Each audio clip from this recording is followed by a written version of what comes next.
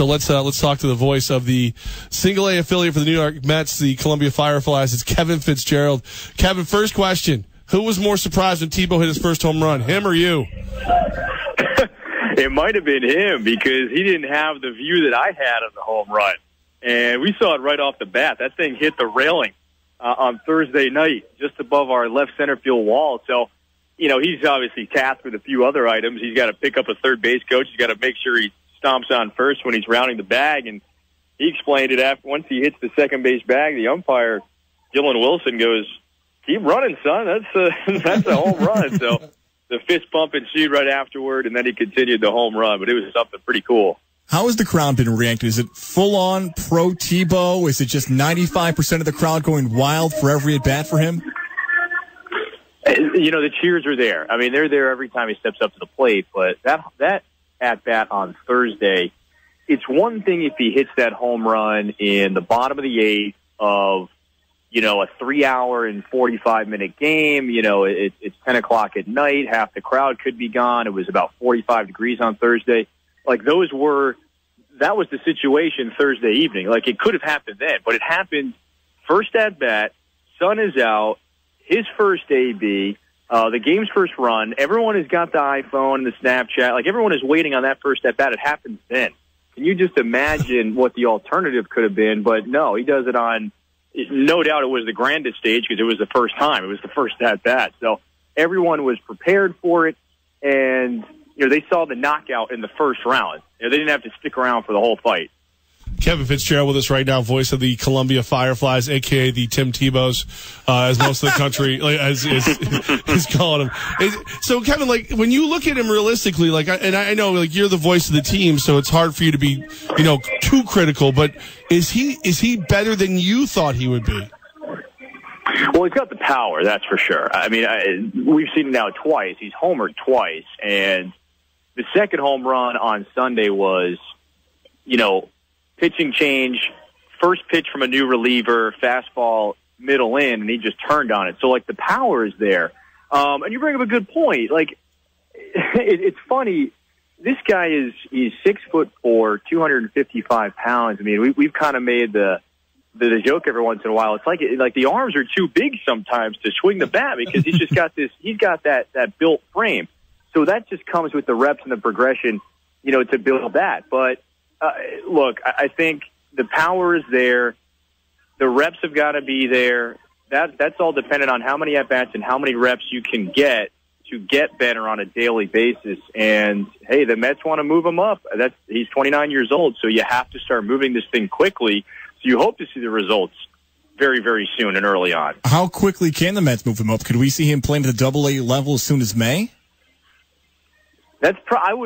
My estimation, that might be quick. And it really is based on the performance. That's what we've been talking a lot about.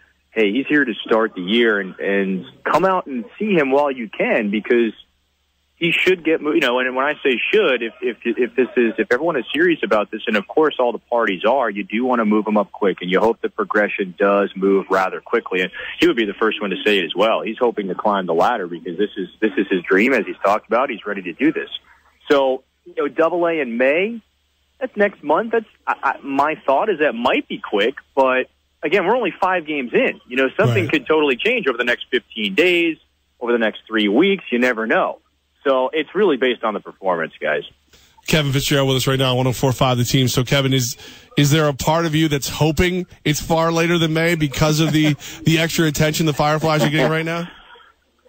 Yeah, I think our merchandise manager would say that, actually. He might be the first one to say it. But it's really, it's exciting to have him here because, first off, this is a brand new park, and we just opened a year ago. So there are plenty. There are plenty of examples of fans traveling down to Columbia to see him from long distances, no doubt about it, from the fan perspective, and also those in Columbia and those around the area. The metro area of Columbia. We still have some folks coming into this place saying, wow, we didn't even know it was here. So for us being a new franchise, maybe you come to see Tebow and that gets you in the door, but we're hoping that it resonates long term. Wow, this was a great experience, beautiful park. Even when he's not here, we're going to come back. So I think the relationship is causal, but yeah, we're pretty selfish. We'd love to keep him here in the lineup because it generates some buzz and people like seeing him play. I mean, it really does kind of excite you because, again, it's a national figure. Every time he comes up to the plate, there is a little extra buzz. There is a little edge of the seat on every pitch, on every at-bat. I mean, everyone's paying attention when he is at the plate. Fans understand that. Media people like us understand that. And I'm sure the teammates are aware of the Tebow celebrity. How has he been embraced by his teammates who are probably a lot younger than Tebow? He's right now, I'm looking out onto our field. He's doing long toss with Gene Cohn, who actually played at the University of South Carolina, was drafted by the Mets, and now he's here. So really, really, really well. I mean, from what we've observed, and you saw it in Mets camp as well, like Dash Winningham just said this. He's a first baseman, 21 years old, and a good Mets first base prospect who, by the way, grew up about a half hour outside of Gainesville. Grew up a huge Florida Gator fan. He's like, look, where I come from, he's larger than life, but in this clubhouse, he's really down to earth. That's what he said a couple days ago, and he's never been accused of not acting that way, whether it's in college, NFL. Now pursuing the baseball. He's always been that personality that's approachable, helpful on and off the field. So, I mean, no issues. And that's what we expect. I think everyone expected that anyway, just because of his past and, how he's approached things like this from his athletic career in the past. Kevin Fitzgerald, man, we appreciate you. Obviously, you're calling us from the ballpark. I know that can't be easy for you, so thank you for helping us shed some light on the greatness of Tim Tebow. It was fun, guys. We'll see you soon. Thank you. All right, Kevin. Thank you so much, man.